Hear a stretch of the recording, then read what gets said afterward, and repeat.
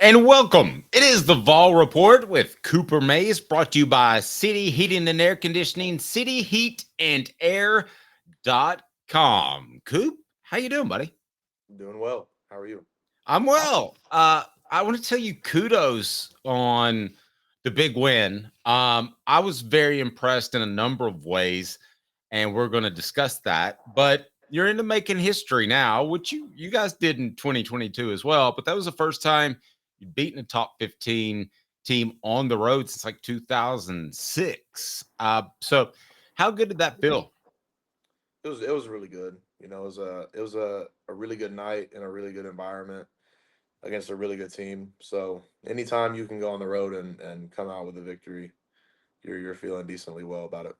Yep. Well, you guys did a fantastic job, and it was I thought really cool too as the way you won it, the way you guys did run the football in the second half. Um, this was a defensive game in large part because your defense is so good, and it wasn't just the high flying affair. I thought it showed a real maturity of the program. Yeah, I think so too. I mean, you got to be able to win in different ways and got to be able to adapt and overcome. Every game's going to be different, and you're not gonna you're some things are not going to work the same that they will the next week, and you know, all that matters is just finding the best way to win and how to play complementary football. Yep. Well, you guys did that, and Josh Heupel talked about it a couple years ago. We all wondered when it might come to fruition, but that seems to be the case. You guys are in the conversation of a handful of teams that people are talking about potentially winning everything. I know you keep your eyes you keep your blinders on, but are you aware of that talk out there at all? Number five in the nation, all that stuff. Yeah, I mean, everybody sees it. It's not. I mean, everybody sees stuff. I mean, everybody's on their phone, so you're gonna naturally run into stuff. But we've definitely got a lot to work on. Especially as an offense. I feel like the defense played pretty lights out. But there's so much more that we can get done and accomplish, and just stuff that we can get better on, and we gotta get better at that each week, and then hopefully by the end of it all, then we're still being talked about like that. But as far as right now, that doesn't really matter. How much does it help that you guys went through it in 2022? You're at one time number one in the nation. How much does that experience maybe help in your mature look at it? It just definitely there was lessons learned from that year. Not probably a ton of the guys that are on this team were on that team, but there's definitely a good little bit of us that are still here from that team, and there was plenty of lessons to be learned that year, and we're trying to right those wrongs a little bit, I guess, or just really just be the best that we can be. Not really focused on that stuff, but you got to learn from history, or it's going to repeat itself. So It's a good point. Let's go back to Oklahoma. Wow, how physical of a game was that? it was pretty physical on all fronts, all sides of the ball. They have a really good defense. Credit to them, and we've got a lot of stuff that we've got to get better at that they cause problems with. And but yeah, it was very physical for sure. No doubt. How nice is it to have an off week? Super nice, super nice, So, super uh, nice. yeah, I didn't even want to text you. On Sunday, we typically record this. I was like, man, he's got to be sore. You've described it before as like when you're sore the day after, like, I think you said in your bones is the term you used. Yeah, you can feel it like in your. I probably said like skeleton. You can feel it. You can feel it all over your body. It's just there's like a natural just level of soreness and just fatigue and everything. It takes a lot out of you. It really does. No, no doubt. I'm certain that it does.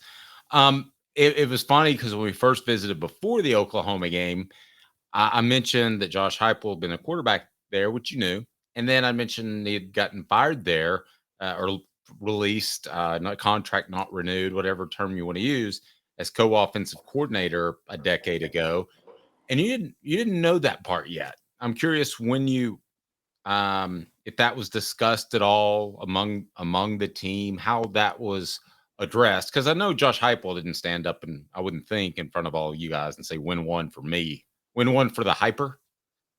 Yeah, no, he did. He definitely didn't want to make it about himself. That's for sure. Kind of, you heard from stuff like the story throughout social media and stuff. You like I said, you're kind of on it. You don't really pay attention to it too much. And like I said, he dang sure didn't want to make it about him. But everybody kind of knew what was at stake. When it came game time. Yeah. So how good did it feel to win it for Josh Heupel, who I know you're quite fond of? It was really good. He's a coach that we've talked about it before, but he's a coach that really does care about the players and really gives us a chance to kind of make our mark or kind of just do stuff that probably other coaches would want their way or kind of the highway kind of vibe. But he's a player's coach, and you know when a coach takes care of you, you want to take care of them. Yep. Pretty it was pretty special emotional moment in the locker room after that. Did you expect him to get emotional? Can you just kind of describe what that scene was like? I mean, you definitely, like I said, we all knew it was a stake, and just kind of, I'm sure, just a culmination of a lot of things for him. Being back where he used to play, and just being in a familiar scene that probably took him back, and then he got a chance to get a big victory in a big road game with his new program, and kind of, I don't know about right wrongs or whatever, but just kind of get some closure probably in a Right. little bit of a way, and it was great. I want to jump back if I can to the off week. It's you're going to feel better because of it. You got some other guys that were banged up before the game, Lance Hurd, and then you've got John Campbell Jr. That he was banged up during the game. So I'm curious how important this is for those guys and potentially getting back. I'm not asking for any sort of timeline or anything, but it really does feel like this off week hit the entire team at a perfect time. I definitely feel good about it. Like I said, I'm super happy about it. I think it'll be good for the team, good for morale, good for everything involved. I don't think it could have come at a better time. And then the fact that we have another one coming down the road is also good as well. Yep. How would you describe to this point in the season Dane Davis's play? Because I think he's asked to do a lot. He's a backup at almost every position on the offensive line. How difficult is his challenge, and how would you describe his play to this point? I would say the challenge is super difficult. I don't think people really realize how valuable it is to have somebody like Dane, and then moreover how difficult it is to be in that position. My older brother did kind of the same thing throughout all his years in college. Could kind of play any position. He's done the same thing in the pros while he's been there, kind of being able to play every position. But there's definitely a lot of downsides and difficulties that come with doing stuff like that. So you got to play on each side. You got to play different positions. I mean, that's a really difficult ask. I think he's done a good job though. At the end of the day, um, a lot's asked, and to be in there and be serviceable is a big time thing. Yeah, and if you can describe, I know you play center, so there's no opposite side, but if you can't, you played, I'm sure, other positions. Your brother played offensive line, your dad played offensive line. What are the challenges when moving, you know, from left to right or right to left, from an offensive lineman's perspective? I mean, just honestly, like it's just kind of like a human thing. I mean, yeah, offensive line, you're flipping your feet, flipping your hands, flipping your mental, the way you're compartmentalizing the game, you got to flip it backwards. So all the play calls you're hearing, they're gonna have to register backwards in your head to tell you what you need to do. I mean, just go in the next morning, you wake up, go in there and brush your teeth with your opposite hand. That'll probably give you a decent look at that. And I mean, I don't know. It's flipping everything in your mind. It's doing everything backwards. Yeah, that's weird. So, and I'm going to try that here in just a second, actually, because I wonder along those lines, is it a footwork issue? And if you're hesitant, it kind of feed upon itself because if you're flipping sides, suddenly you're hesitant, and then you're probably not playing your best. No, I mean it's just what the job requires. It's not anything like super crazy. It's just something that's added in. It's a variable. I mean, people do it. It's not the end of the world.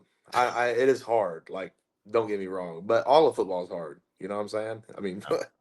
like everybody's got hard jobs out here, and that's just one of them. That's probably a little bit tougher than most. But yeah, it's tough. What do I need to know about Larry Johnson, the third, I believe it is? Tell me about him just as a player, what you think about him as coming along, because I don't know that we've ever spoken about him. Yeah, just I think the biggest thing that stands out about Larry is his physical tools. I mean, I'm sure I don't know how big he looked on the TV, but Big. pretty big dude. So anytime he can get out there and be athletic and put hands on, it's pretty much over. That's with a guy that big. So that's the biggest thing for him, growing in the run game too. But pass pro was pretty decent. Yeah, and again, we're talking about the offensive tackle. I should properly introduce him that came into the game because of the injuries. What do you feel like is his next step in progression? Just playing more ball and growing in confidence and understanding the whole scheme of everything. I mean, he's a guy that got into our program, I think 2 years ago, maybe, or a year ago. I It's can't really two. remember. Probably 2 years ago. Mhm. So for him to just continue to develop and grasp the game mentally and being able to play fast. And how excited do you think? I mean, how much can it help to get some playing time? You put all this practice work in, and he's seen the field, but not in a real game situation. How much can it help his confidence and get him excited about what's potentially out there?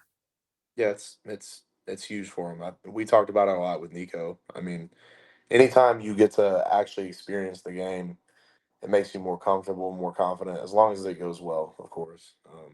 But yeah, I mean, you'll never know what it feels like until you actually do it. So Yep. it's huge.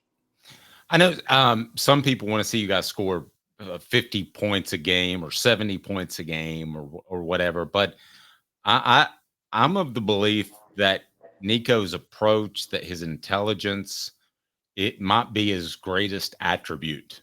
And that's saying something considering the physical attributes. What would you make of that statement? I would say kind of. I don't know which one would be his best attribute, but I mean, definitely very, very competent and extra competent, more, above and beyond competent in a lot of areas. But I think it's kind of all how it all ties together. You get a lot of players in any position that are, good at one thing or have one positive about them, but then there's another negative. And you see a guy with him that's a positive on the mental makeup, and you got just such great physical attributes and vision and kind of like a natural feel. So when it all plays together, it bodes really well for you. What does it say about him that twice in 5 starts. He's been asked, I would count the Citrus Bowl, against Iowa. He wasn't asked to throw it deep a lot. I thought he let the game come to him, and then against Oklahoma, he there were a couple of mistakes early, but he avoided mistakes late and kinda let the game come to him. What does that say about him as a player? I just think he's super mature for a young guy. Um, no matter what mistakes he makes or what mistakes we make in front of him that end up hurting him, no matter what it is, he always stays cool, calm, and collected, and shows belief in everybody around him and belief in himself. So, anytime you got a quarterback like that has all the other stuff going well for him too, it helps a lot. Because he's the top of the chart, right? He's the leader, the natural leader. Everybody's going to look to the quarterback. So if he's confident, then everybody else is going to be confident with him. All right, buddy. Get some rest. I know you guys will be back to the practice field before you know it, but kudos on the big win, and I certainly appreciate your time as always. Thank you. For Cooper Mays, I'm Dave Hooker.